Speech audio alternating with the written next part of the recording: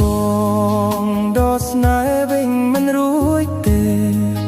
សូមស្រីស្រស់មាសមេអូនដកស្នេហ៍ពីបងវិញចុងបងក្រត្រប់គ្មានអ្វីផ្គប់ចិត្តអូនសោះគឺមានតែទឹកចិត្តដែលស្មោះតែរូបប្រគ្មានទ្រប្រក្រៃបងបានប្រាប់អូនយ៉ាងហើយថាបងនៅជប់ការសិក្សាផ្ទៃស្នេហាដេកមានរាស្មីបងស្ម័គ្រអូនស្ម័គ្រអស់ពីដួងហារុតីប្រាថ្នារួមស្នេហាភក្តីចិត្តស្រីថ្លៃឥតបីរេ